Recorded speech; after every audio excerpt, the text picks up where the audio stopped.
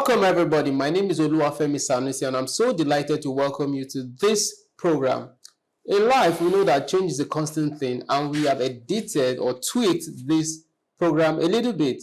It is now known as Real Estate Chat with ESV Olalekan Aboderin, and is now a production of REST Publication, which is World Real Estate Services and Transactions, and it's a subsidiary of Reals Academy Limited. So thank you for joining us for this episode. In the house, of course, we have ESV Olalekan Aboderin in the house. He is the lead advisor of Olalekan Aboderin Consulting, a firm of estate surveyors and valuers.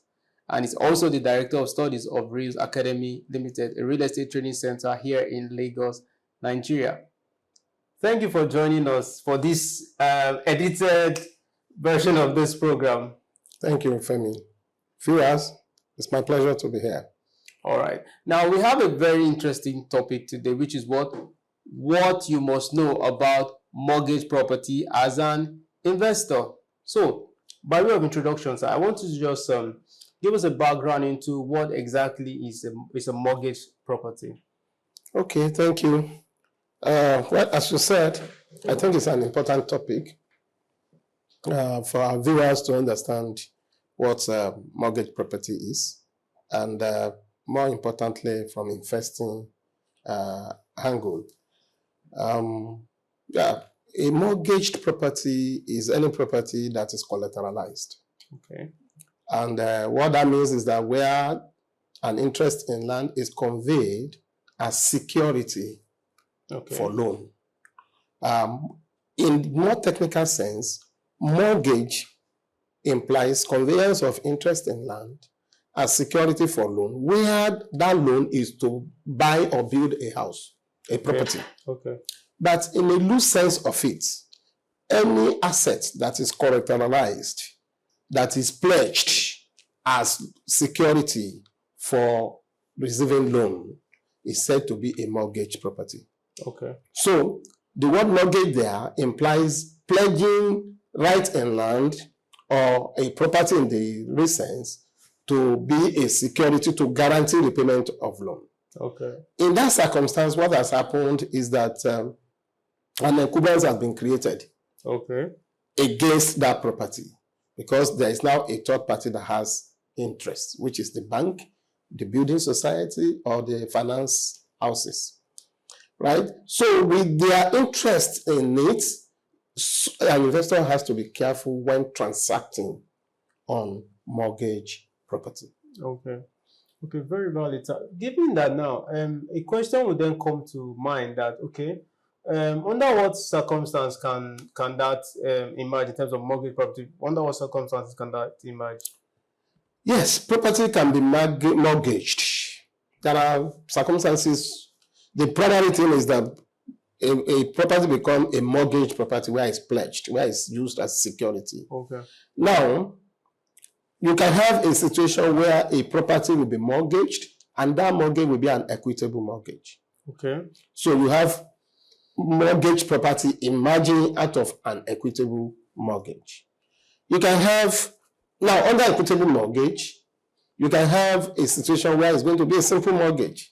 What I call a simple mortgage is where it's just between two people, the mortgagor and the mortgagee, the borrower and the lender. The lender in this case being the bank, the building society, or the financial institutions. The borrower now being the owner of the property who is seeking the bank for loan. Now, in a technical sense, the guy that's seeking the bank for loan is the mortgagor. He's one to mortgage his property. The one that is receiving the mortgage as collateral against the loan is granting is the mortgagee. And that is the bank, the finance houses, and so on and so forth. Now, the mortgagor, that is the borrower, in a simple mortgage transaction, it will involve two parties. You have the bank or the financial house, then you have the owner of the property who is seeking loan and is granting that property as collateral, as security. But that is now where such is done, and the finance house or the bank only received the documents and keep the document in custody without fulfilling the requirements of the statute to obtain governor's consent on it, then that is an equitable mortgage. So you can have properties even offered in the market that will be under equitable mortgage. So you say you have mortgaged property in that situation, but with equitable mortgage. Now, again, still under the equitable mortgage, you can have a situation where it's going to be a tripartite. A tripartite mortgage will emerge in a situation where there are three parties to it. Where there are three parties, in the sense that the lender, who is the bank or the financial institution, or the borrower, and the other party who is now granting his property to securitize the loan of another party. So you have borrower, you have lender, and you have the mortgagor, that is the property owner. Now, then the mortgage property can equally emerge under legal mortgage. Usually it will take the form of equitable mortgage before it becomes legal. It becomes a legal mortgage where the provision of the statutes have been fulfilled, where it has been registered with government, governor's consent or minister consent has been obtained as required by law, then it becomes a legal mortgage. So these are the circumstances that you can find mortgaged property. Yes. Yes, you mentioned something about tripartite mortgage. I wanted to just say explain a bit. Okay, thank you. I think that's very important, because when we say tripartite mortgage, we are talking of where a third party pledges his property as security for another person's debt.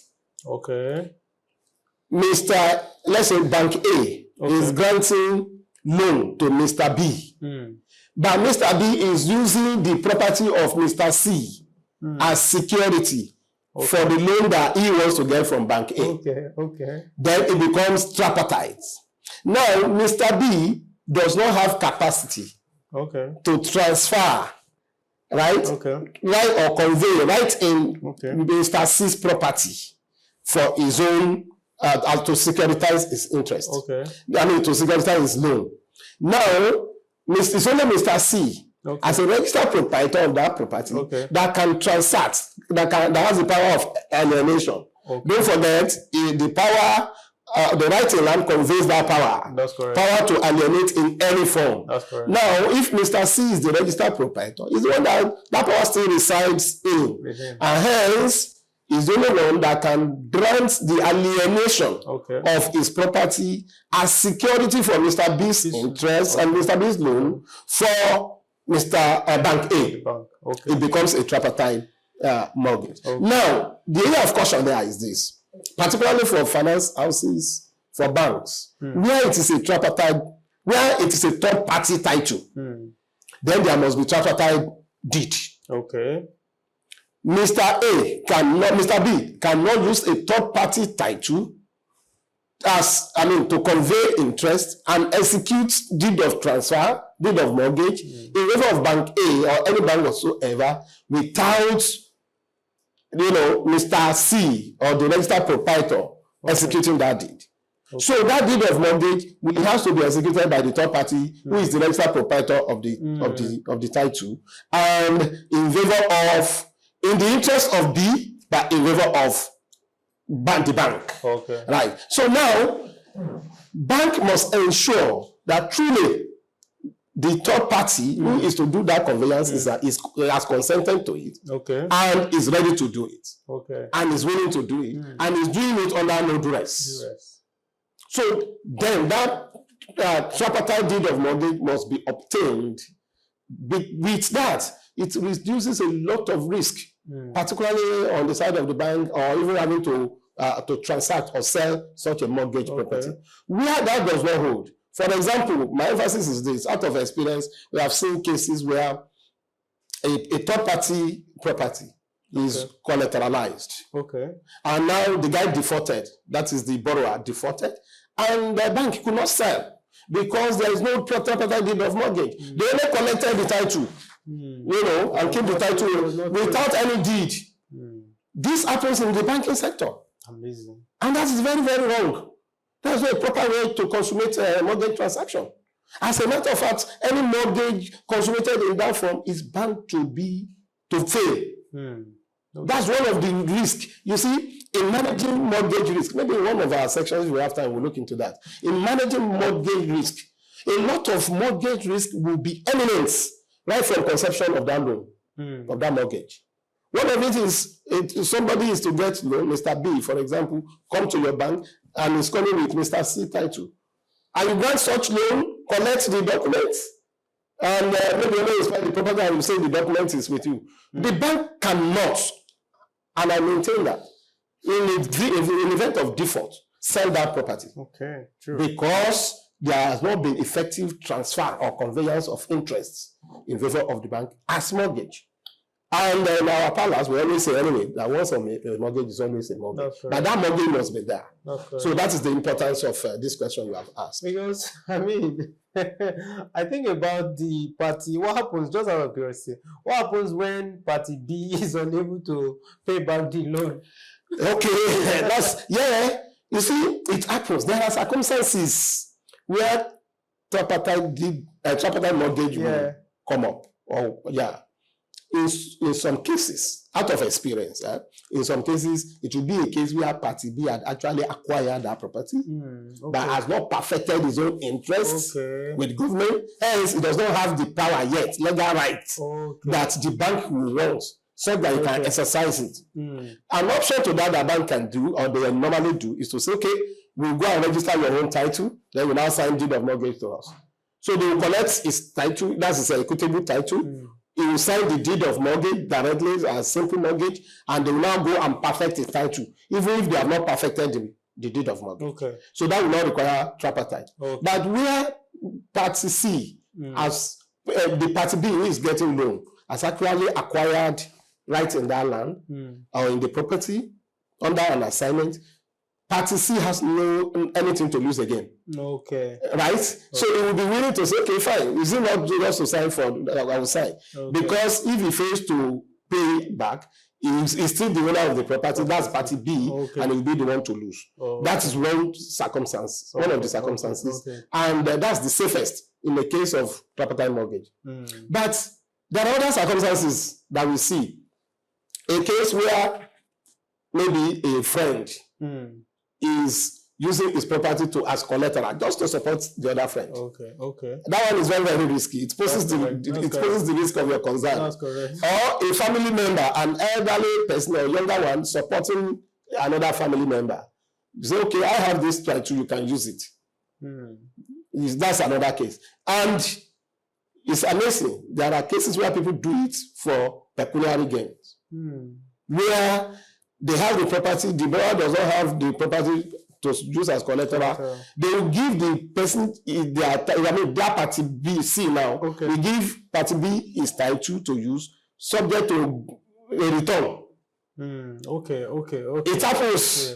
But that is not the concern of the bank. The concern of the bank is their properly executed tripartite deed of mortgage, and is it clear that the third party has actually consented to it? That's all. Now, if the guy fails to meet up, well, he bears the risk. Thank you very much. Thanks for, in fact, okay, so let me say this. Flowing from the background that you're giving us now, a lot of viewers will be wondering, okay, fine, you've given us all this. What are then the prospects of buying mortgaged property? Okay, buying mortgage property.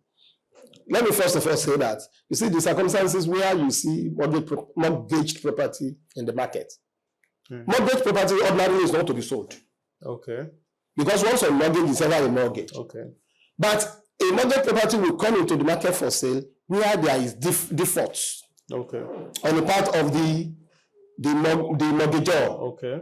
It means the loan had gone bad. And the bank or the financial institutions will be interested in recouping their money back. So they have part of the rights they have is the power to sell. Don't forget they have the power to appoint receiver. They have the power to take possession. I mean bank now, or the lender. And it has the power to foreclose. That's correct. Then it has the power to sell. Now, mortgage, when we say mortgaged property, buying mortgage property, that presupposes that mortgage property is already introduced to the market for sale. Now, in buying mortgage property, one good prospects for the buyer and what investors will always look out for is the fact that you will buy at a premium. Okay. If you buy genuinely and with caution, you follow normal due processes. Okay. It's always common. The undertone, the moment it's a mortgage property, the undertone is that it's going to be sold at a premium, at a reduced figure. Because it's usually a distressed sales. So as a distressed sales, the seller, that is the bank now, in most circumstances, if it's the bank that is selling, it's a motivated seller. Even if it's the owner of the property that is selling, it's a motivated seller. That's correct. Because, don't forget, I don't know, I think in one of our episodes we have mentioned that property transaction, or maybe in one of our seminars in the academy, property transactions, buying and selling decisions normally come out of emotion. The motivation is usually either out of pains or out of gains, pleasures or pains. Now, from mortgage property is usually out of pains. That's correct. The mortgagee, who is the bank or the financial institution, want to keep their money. That's correct. They don't want the loan to go back. Exactly. Right? And they don't want their operation to be affected. Mostly the banker in charge will be under pressure. That's true. Right? So he wants to sell. That's true. Such people, we call them motivated seller. That's true. Now, if it is the owner of the property that is selling now, that is the mortgagor that want to sell, he's equally selling under pains. He wants to quickly sell so that he can pay off the loan and make whatever little he can make. He does not want the bank to sell because he wants a situation that he will be able to sell at a better reasonable figure. And that means he's being compared to sell. One, probably want to protect his name. Two, he does not want the loan to go extremely bad. And in this case, he wants to sell and close that debt, that indebtedness. So it's equally a motivated seller. Under either circumstances, whoever is buying such property is looking for premium. That's correct. Is buying at discounts. That's correct. No matter how little. That is the motivation why people will buy. And of course, that is the undertone of a distress sales. Right? So the prospect there for investor is that you have what we call immediate gain. There will be a capital gain immediately upon purchase, because most likely the property will be sold at a discount lesser than the market value. That's correct. And I know that quite a number of people, that's what they look out for. A lot of people really want that. But now I remember something. Let me mention to our viewers that what we mean by mortgaged property is not property, every property that is to be sold by bank or by financial institutions that you say is a mortgage property. No. It must be a collateralized property. That is one. And that security, that mortgage will still be existing, persisting, subsisting. What can make the mortgage not to be subsisting, for example, maybe the guy had paid up, is known. Or for example, maybe the bank has foreclosed is the equity of redemption of the mortgagor. That's another power the bank or the financial institution have, right? They have the power to foreclose that mortgage. The moment the equity of redemption of the mortgagor is extinguished, they become the owner of the property in the eyes of law. It's no more a mortgage property because that mortgage has been foreclosed. So they automatically assume the position of the owner. In that circumstance, that will not meet up the features or prospects of a mortgaged property unless the bank actually want to flip. Because as at that time, the bank can now sell, taking their time. Banks can now sell without duress or any distress. That is a very good distinction that I think I should draw, so that investors will not see any property to be sold by bank as coming under mortgage. Don't forget they equally have the asset that they can sell. That's correct. But even if it's an existing mortgage, I mean a property under mortgage, but where the mortgage has been foreclosed, it's no more a mortgaged property. By extinguishing the equity of redemption of the mortgagor, I mean by foreclosing that mortgage, they become the owner. They are put in the position of the owner. So by way of conclusion, sir, buying a mortgage property, are they free from any challenges? Oh, that's an issue. That's a serious issue. It's not free from. It's not free from any. There are a lot of challenges around it. There are a lot of challenges, but I think by way of conclusion, what I would just say is that mortgage property has very good prospects if due diligences and the due processes are followed. Yeah, are followed. So I would rather encourage. We need investors to buy mortgage properties because for our mortgage market to really perform, there must be active markets to transact on all these mortgage properties, so that one debtor will not just hold the economy into ransom. You know what is happening? But that's why we have AMCON. That's correct. You know, it's because of the challenges of having to liquidate mortgage and and return money back to the banking sector, where other people will have access to it. Yeah. So it's important for us to actually re-engineer our mortgage markets, and investors should find comfort in buying mortgage property, more particularly because of the prospects there. All right, thank you very much. So viewers, thank you very much for joining us for this improved version of this program. Like I said at the start, it's now known as Real Estate Chat with ESV Oladelekan Abodere. He has said so much about today's topic. So until next time, please continue to stay safe, and bye-bye from me.